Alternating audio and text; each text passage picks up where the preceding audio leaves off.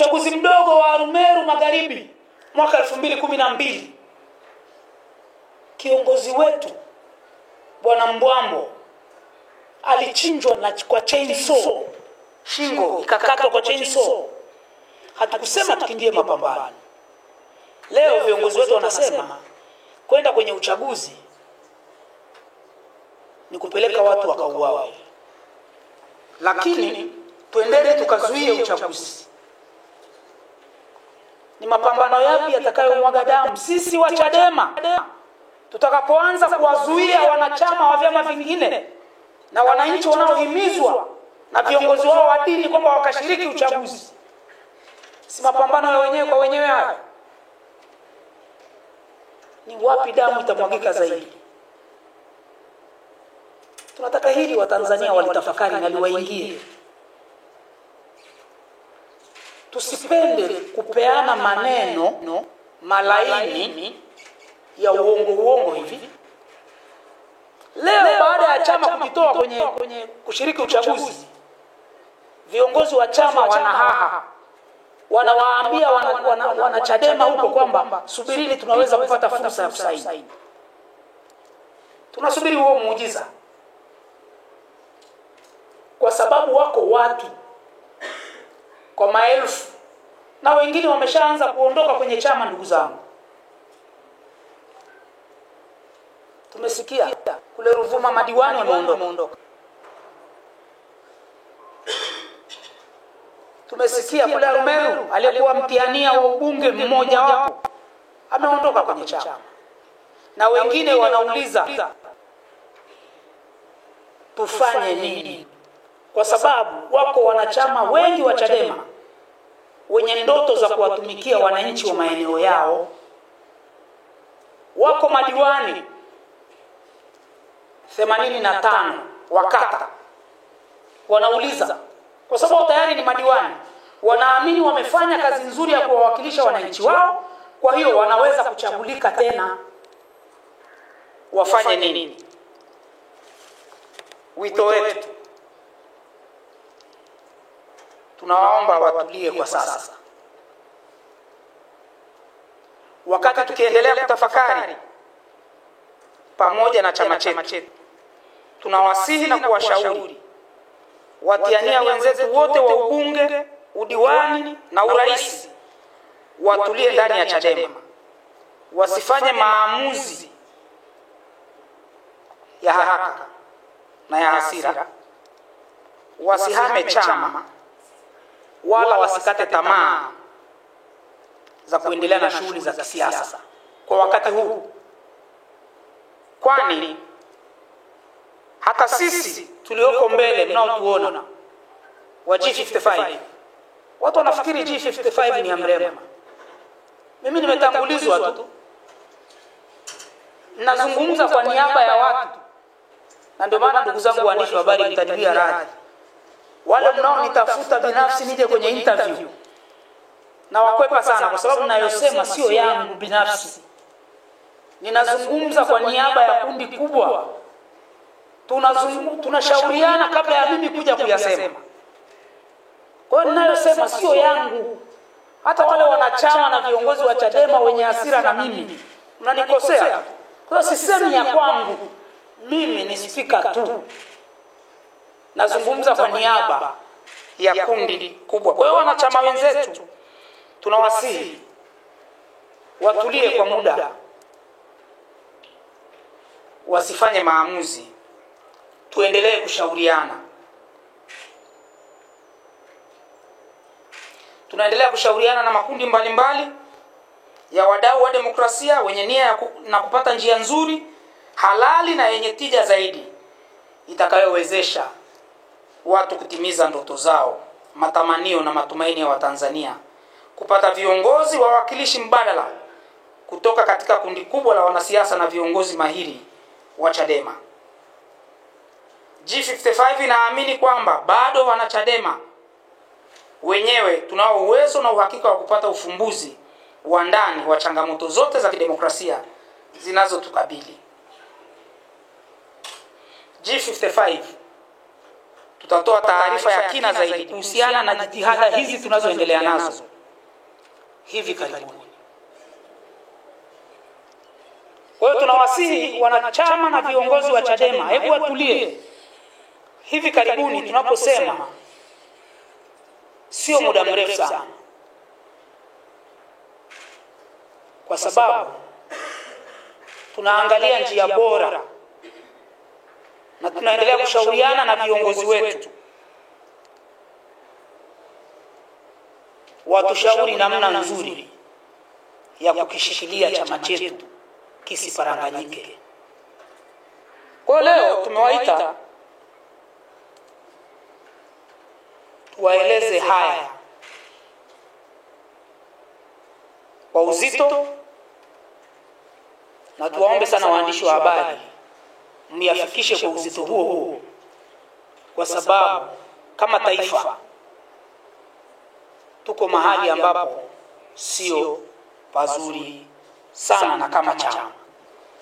Asanteni sana kwa kunisikiliza,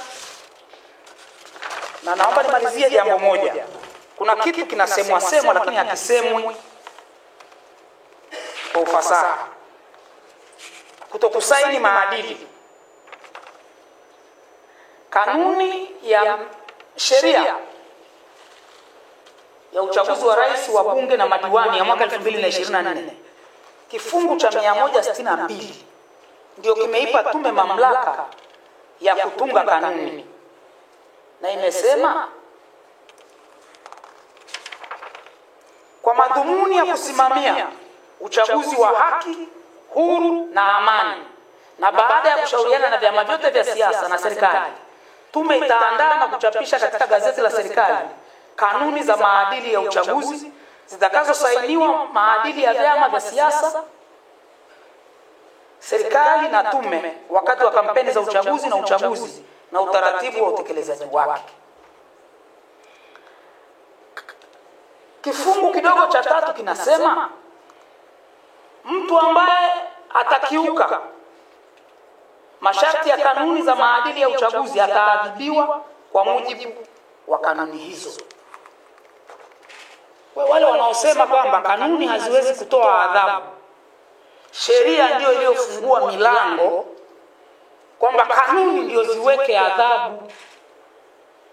Kwa hiyo kifungu cha 1.5 cha kanuni kimewekwa kwa mujibu wa sheria kifungu cha 162 kifungu kidogo cha 3. Kwa wanasheria wetu watuelekeze vizuri, wasisome kanuni nusu, kwa sababu wanajaribu kutufanya tuamini kwamba kanuni hazina mamlaka ya kuweka adhabu. Adhabu hiyo ni kwa mujibu wa sheria. Sisi tunaelewana? Na ukisoma kanuni ya sheria ya Kiingereza imetumia maneno shall. Kwa hiyo wanasheria wetu wakati wanaendelea na mijadala wasome mpaka mwisho kifungu cha 162 kifungu kidogo cha 3, waunganishe na katiba ibara ya 74 kifungu kidogo cha 12 ambacho kinasema maamuzi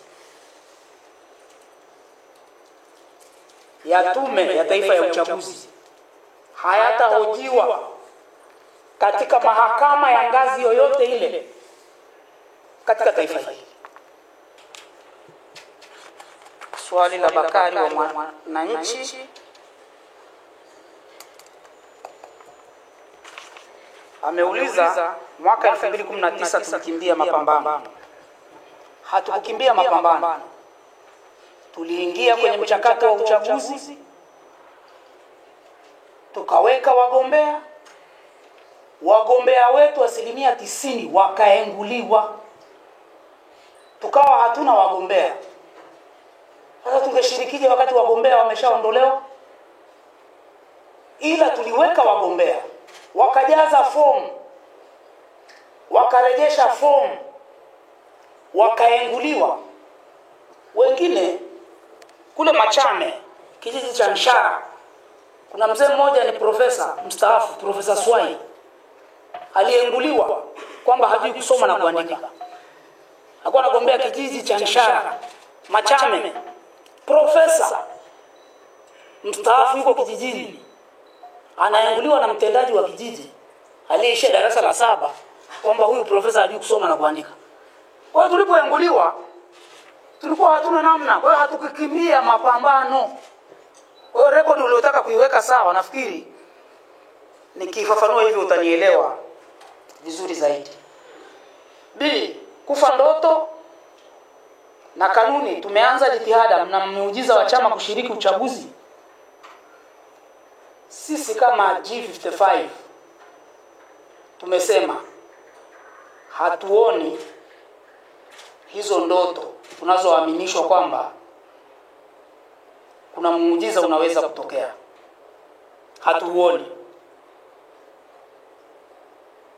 kwa sababu michakato ya kiuchaguzi imeshafika mbali. Na ili niunganishe swali hili na swali la ndugu John aliyetaka kujua kwamba chama kinasema kanuni zimesainiwa, viongozi wetu wanasema hakuna tarehe iliyowekwa. Na yaunganisha kwa sababu yanafanana, kwamba viongozi wetu wanasema hakuna tarehe iliyowekwa kwa mujibu wa sheria kwamba kanuni zinasainiwa lini. Hii ni sheria ya uchaguzi wa rais, wa bunge na madiwani ya mwaka 2024. Kifungu cha 4 cha sheria hii kinasema hivi: kanuni, maelekezo na notisi. Kifungu cha 4 cha sheria ya uchaguzi wa rais, wa bunge na madiwani ya mwaka 2024. Kanuni, maelekezo na notisi. Kanuni, maelekezo na notisi zote ambazo tume ina mamlaka ya kuandaa au kutoa zitachukuliwa kuwa zimeandaliwa na zimetolewa kihalali endapo zitaandaliwa au zitatolewa zikiwa na saini ya mwenyekiti wa tume au mkurugenzi wa uchaguzi. Ndugu zangu, hoja kwamba kanuni hazina tarehe ya kusaini hivi inahoji wote kweli? Tume itawezaje sasa kuratibu uchaguzi kama itasubiri mpaka siku moja kabla ya uchaguzi ndio chama kimoja kikamalizia kusaini kanuni? Itaendeshaje huo uchaguzi?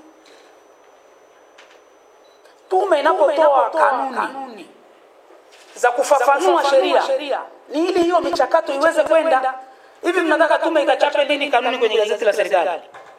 Kama kila chama kitasema kinasaini siku kinayotaka, utakuwa na tume hapo? Kwa hiyo wanapojificha kwenye kivuli kwamba hakuna tarehe, ndugu zangu, tume inatakiwa ichape hizi kanuni.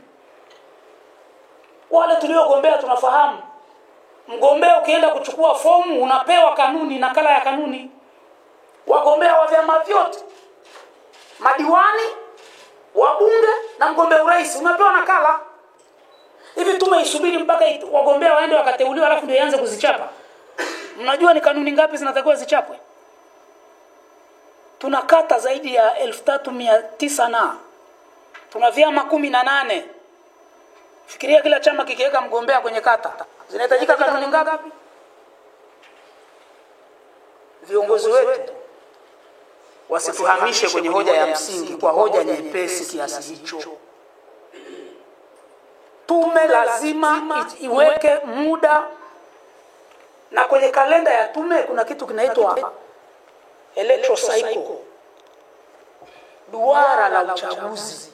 Imefafanua hatua kwa hatua. Sasa nataka hiyo tume iseme kila chama kitasaini saa kinayotaka.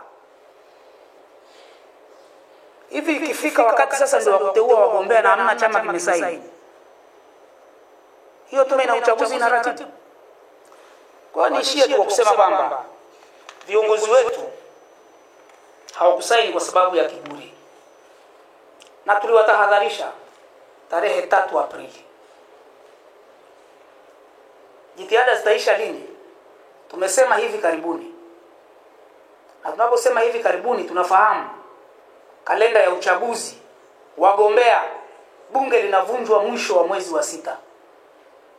Michakato ya tume ya kuchukua fomu, kurejesha fomu itakuwa imeshaanza. Kwa hiyo tunaposema karibuni tunamaanisha bado tuko kwenye mashauriano. Sasa siwezi kutoa tarehe maana nitakuwa mtabiri na kipaji hicho Mwenyezi Mungu hajanijalia.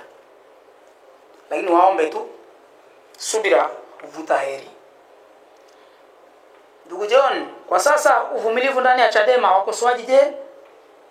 Kwa michakato ya ndani chama kinawashughulikia rasmi? Ndio. Wako watu wa G55 wameandikiwa barua na matawi yao kwa maelekezo ya chama kwamba wajieleze. Yuko makamu mwenyekiti wa kanda ya kati Dodoma, ndugu Jingu, alienda kwenye mkutano wa hadhara akamkosoa mwenyekiti wa chama taifa kwa mambo haya. Ameandikiwa barua na ameitwa kwenye kikao cha maadili cha kanda ya kati Dodoma. Mwenyekiti wa jimbo la Segerea yuko hapa, ndugu Asenga, nimemuona. Ameshaandikiwa barua na tawi lake, amepewa siku 14 ajieleze kwa nini asifukuzwe wanachama. Yuko ndugu Romanus Mapunda, alitia nia ya kugombea urais kupitia Chadema, yuko hapo. Yeye ameshaitwa kwenye kikao kabisa. Nafikiri umeshajieleza bwana. Na tayari ameshajieleza. Amekaa hapo. Kwa hiyo huu utamaduni sio kwamba ni wa mtaani. Ndani ya chama tunashughulikiwa. Swali la pili la ndugu John, Zito na wenzake walifukuzwa ndani ya chama. Sio sahihi. Zito Zuberi Kabwe, Profesa Kitila Mkumbo pamoja na Samson Mwigamba hawakuwahi kufukuzwa na chama hiki. Walivuliwa nyadhifa zao. Ndio maana Zito akaendelea kuwa mbunge. Zito yeye ndo akaenda kufungua kesi akizuia chama kisimfukuze wanachama. Lakini chama hakikuwahi kumfukuza wanachama. Alimaliza ubunge wake, hajawahi kufukuzwa. Kitila Mkumbo hajawahi kufukuzwa. Kitila Mkumbo alivuliwa nyadhifa yake ya mjumbe wa kamati kuu. Samson Mwigamba alivuliwa nyadhifa yake ya mwenyekiti wa chama mkoa wa Arusha. Hawajawahi kufukuzwa. Kwa hiyo sio sahihi kusema tuliwahi kuwafukuza Zito na wenzake. Hawakufukuzwa. Hakuna rekodi ya Zito kufukuzwa wanachama. Alivuliwa wadhifa wake wa naibu katibu mkuu bara. Na rekodi ziko that clear. Silinde Lokatare walilazimishwa kuondoka. Hakuna ambaye akiondoka kwenye chama hata tafuta sababu. Kama ambavyo akirudi lazima atafute sababu kwa nini amerudi.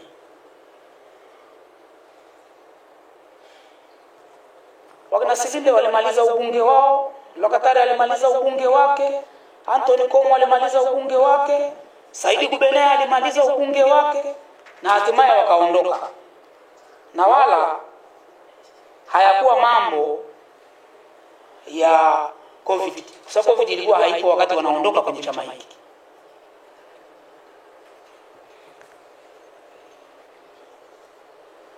Mbona mkusema ulipokuwa kiongozi ya kufika? Nimesema mimi ni speaker tu. Nazungumza kwa niaba ya watu wengi wanaoshughulikiwa.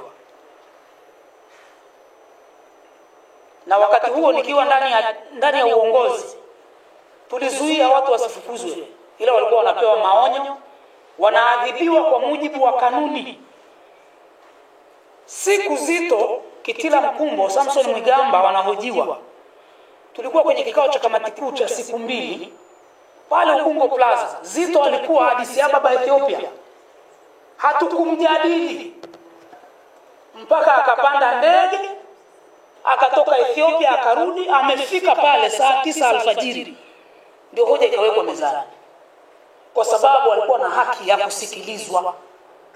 Kwa hiyo tunachosisitiza, kama kuna mwanachama mwenye makosa aadhibiwe kwa mujibu wa kanuni, katiba ya chama chetu. Ndicho tunachosisitiza. Kanuni tayari zimesainiwa, viongozi wako wanasema nimeshalijibu. G55 minyikano hii haina afya kwenye chama. Mwenyekiti yuko gerezani, hamfanyi distraction. La mwenyekiti kuwa gerezani, chama kimeshatoa tamko na tunaunga mkono tamko la chama, kwa sababu sisi ni sehemu ya wanachama wa Chama cha Demokrasia na Maendeleo. Kwa hiyo tamko la chama tunaliunga mkono. Kwamba tunafanya distraction ili iweje?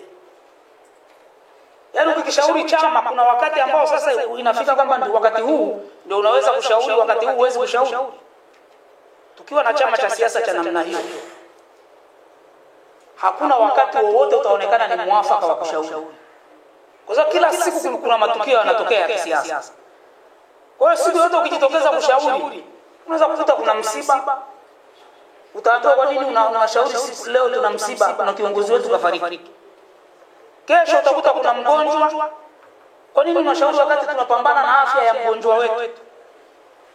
Kwa hiyo wakati muafaka wa kushauri ni kadiri ya kupata nafasi na hoja, ndipo tunajitokeza kulingana na hoja.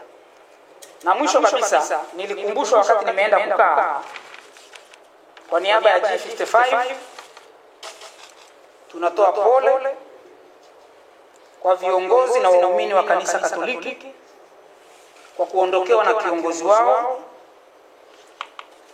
Baba Mtakatifu. Tunawapa pole sana katika kipindi hiki kigumu. Waendelee kumwomba Mungu ili waweze kuvuka salama.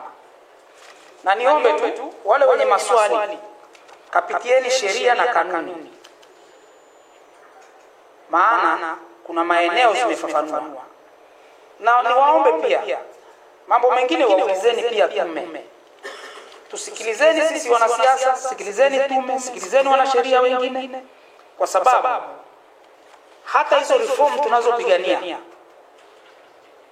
tulishaziwasilisha kwenye mamlaka za serikali, tumeziwasilisha kwa tume. Na chama chetu tulipoletewa kanuni mwezi Disemba mwaka 2024, tulikuwa kwenye secretariat ya chama taifa. Tulijaribu kuandika maoni, hatujui kama yale maoni yalipelekwa ama la, kwa sababu hilo anaweza kujibu katibu mkuu wa chama aliyeko sasa. Nafikiri nimejibu maswali yenu yote. Bwana, unataka maswali yanyongeza? Ndio. Lipi? Kuhusu issue ya mianza na sheria. Ndio. Sasa swali langu kuja. Hawa nikamwambia walitia nia Mungu watulie, wasio na pressure. Imeanza huo mchakato. Sasa nataka nifahamu huo mchakato utakuwa na moshi mweupe wao nao wamewatulie, wakati hao walisema kwamba Chadema mshiriki uchaguzi ndoto. Sawa, nimekuelewa. Tatizo unataka nianze kuvuka mto kabla sijafika kwenye mto husika. Nimesema tunawasihi wanachama wetu, viongozi wetu, watiania wenzetu wa ubunge na udiwani wasichukue hizi hatua wanazochukua sasa za kuanza kuondoka kwenye chama. Nimesema tumeona madiwani Songea wameondoka. Tumeona mtiania Arumeru kule magharibi ameondoka na watiania wengine. Tuna simu tunapigiwa na watiania mbalimbali. Tumewasihi wasichukue hatua za haraka kwa sasa. Kwa hiyo nikuombe, tunawevuta subira. kama ambavyo na sisi tunavuta subira. Swali la mwisho la Odemba. Asante sana. Ndio. Mimi naitwa Chief Odemba kutoka Star TV. Ndio. Nina maswali mawili. Ndio. Swali la kwanza, nasema kwamba uamuzi huu wa Chadema kushiriki uchaguzi kinaua ndoto ya wanachama kwa kukataa kushiriki uchaguzi kutokana na kiburi cha viongozi. Swali langu la msingi, je, huu msimamo wa kugombea uchaguzi ni ya viongozi wa Chadema au ni uamuzi wa baraza kuu, mkutano mkuu na kamati kuu ya chama ambayo wakati wanafikia mwafaka huo na wewe ulikuwa sehemu ya kamati kuu? B, umesema vile kwamba wakina Silinde hawakufukuzwa bunge, kwamba walimaliza ubunge wao. Je, hawakufukuzwa ubunge kwa matakwa ya chama ama hawakufukuzwa ubunge kwa matakwa ya mamlaka ya bunge? Kwa sababu sote kwa pamoja tunafahamu ya kwamba kwa mujibu wa sheria ya nchi yetu, mbunge akifutwa wanachama na chama chake automatically anapoteza sifa ya kuwa mbunge. Sasa hawa walifukuzwa walifukuzwa wanachama na chama, na wewe vile ulikuwa miongoni mwa uongozi kwa wakati huo. Mwenyekiti kwa wakati huo alikuwa ni Mheshimiwa Freeman Boy, na walifukuzwa wanachama na wakaendelea kuwepo kwenye ubunge. Sasa katika hili makosa haya ni ya nani?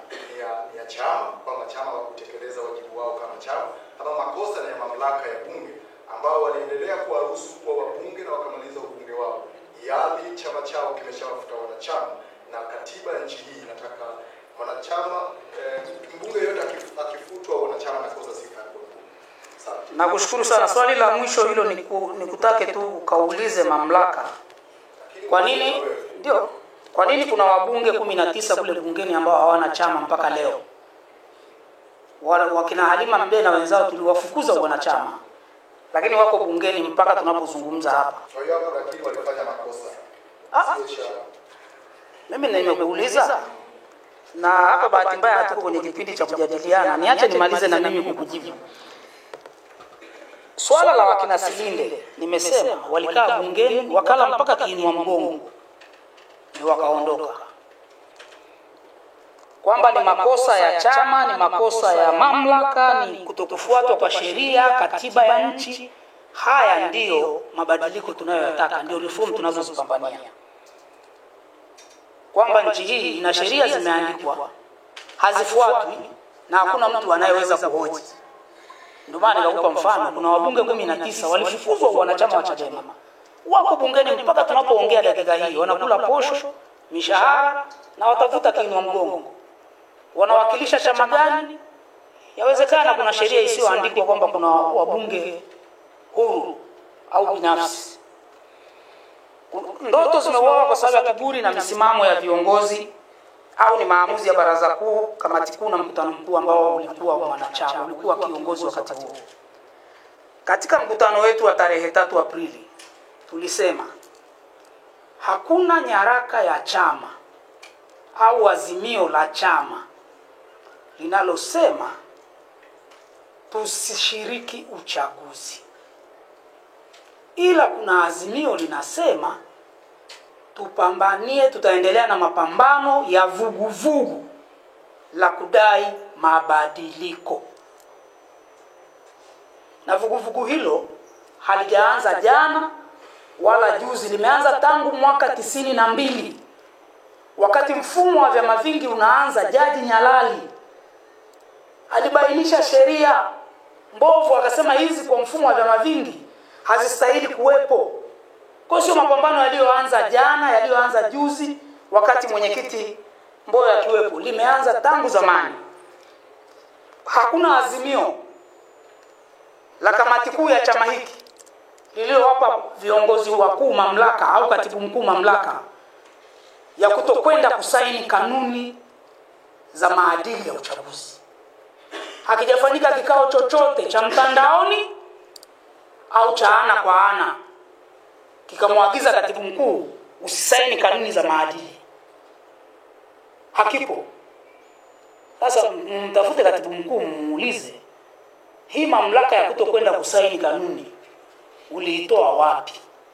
Ya kuua ndoto za wanachama wa chama hiki kinyume na katiba ya chama hiki, ibara ya 4.1.1 inayosema malengo ya chama hiki ni kushiriki uchaguzi na kushinda chaguzi za kidemokrasia.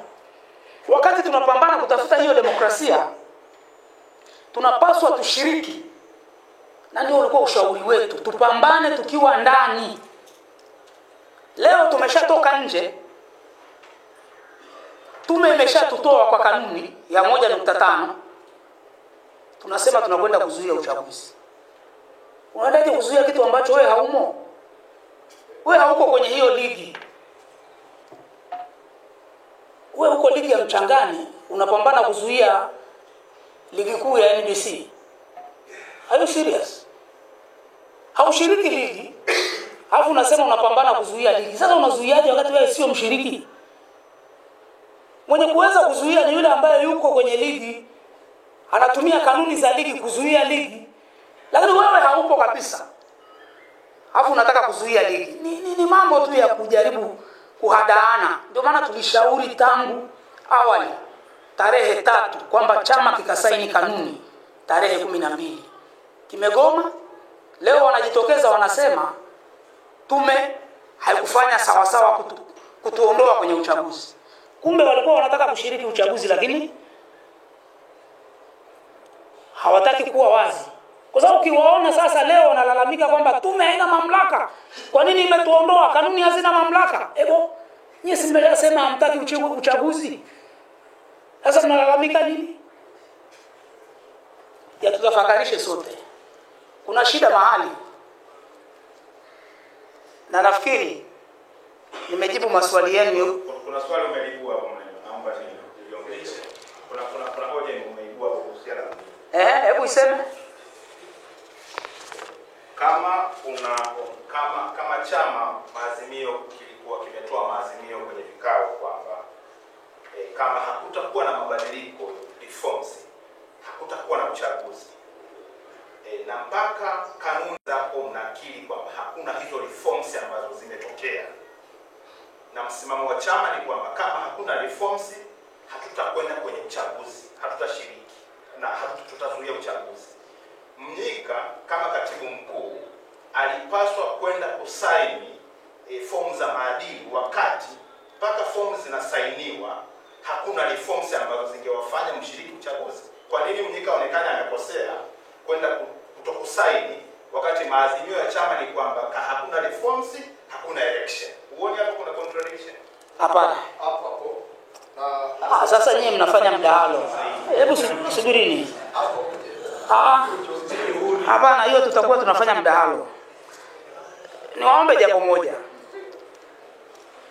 Maazimio yetu na tunayaunga mkono. Tunataka reforms za kiuchaguzi, hata sisi G55. That's our position. Viongozi wa dini mahubiri ya Pasaka wamedai reforms na tumewapongeza. Lakini hakuna mmoja kati yao aliyesema tuzuie uchaguzi. Na tarehe 3 Aprili tulitahadharisha chama, tunapoteza wadau muhimu tunapowaambia tukazuie uchaguzi. Wanajua maana ya kuzuia uchaguzi. Na leo tumesema kuzuia uchaguzi ni sisi wa Chadema tujitokeze siku ya uchaguzi kwenda kupambana na wananchi wenzetu wanaokwenda kupiga kura. Hapo mnasema kutakuwa na amani, kwamba damu haitamwagika, kwamba tukishiriki uchaguzi ndio damu itamwagika. Lakini siku ya uchaguzi tukitoka kwenda kuzuia wale wanaotaka kwenda kupiga kura ili huo uchaguzi usifanyike, kutakuwa na amani. Are we serious au tunadanganyana kama watoto? Katibu mkuu kutokwenda kusaini maadili, nimesema aulizwe alipewa hayo mamlaka na kikao gani? Kwa sababu unapopambania reform hujitoi mchezoni. Mwaka 2019 tulipambania reform kwenye kanuni, wakakataa kuzibadili. Walipotuengua wote tukaamua kujitoa kwenye ule uchaguzi, na tulifanya kikao cha kamati kuu Dodoma, kikafikia maamuzi. Lakini leo tunajitoa makusudi kwa kutokwenda kusaini kanuni, alafu huku nje tunasema tutazuia uchaguzi. G55 tulishauri walipaswa kuingia mchezoni. Unazuia mchezo ukiwa sehemu ya mchezo. Wewe uko nje ya uwanja unataka kuzuia mchezo usifanyike wakati wewe sio mhusika, unawezaje? Kwa mimi nafikiri ndio mambo ambayo tuliyaeleza mapema. Badala yake kuna vimaneno waasi wanatumika. Kwa kweli kama ni kutumika, tunaweza kutumiwa na wale wenye ndoto. Nimesema tunaongea tu kwa niaba. Tusiwe chama cha kuua ndoto za watu, ndoto za wananchi. Kuna wananchi wana madiwani wabovu sana, wanatunga kanuni mbaya sana za halmashauri. Wananchi hao wanatamani wawe na diwani wa Chadema, watakakwenda kubadilisha hizo kanuni. Jiji la Dar es Salaam hapa tulipolichukua, mapato mlikuta shilingi ngapi bwana Asenga? Tuliyapandisha mapato ya jiji. Shinyanga bwana Ntobu ulikuwa diwani. Mlikuta mapato yako kiasi gani, mkayafikisha wapi? Kutoka bilioni 2 mpaka bilioni 4 kwa miaka 5. Na hizo fedha zinarudi kuhudumia wananchi, ndicho tunachotaka. Na hata hizi reform tunasusa uchaguzi. Haya CCM sasa hivi hawataki. Lakini tungeingia bungeni tukawa na wabunge wengi, si ndio tungeweza kwenda kuzidai hizo reform na hata kuandika miswada binafsi. Sasa unawaachia wabaki peke yao afu unawadai wakuletee reform wao wenyewe. Hicho ndio kitu ambacho G55 tunaona hapana, this is wrong. Hata wakiwa na nia ya kuleta reform, wataleta zinazowanufaisha, si wao tu ndio wako bungeni. Nani atawachallenge? Kwa hiyo tunayaeleza haya kwa nia njema kabisa kwa chama chetu na taifa letu. Mimi niwashukuru sana. Tutawaita tena. Ndugu Kinabo, njoo ufunge press yako bana.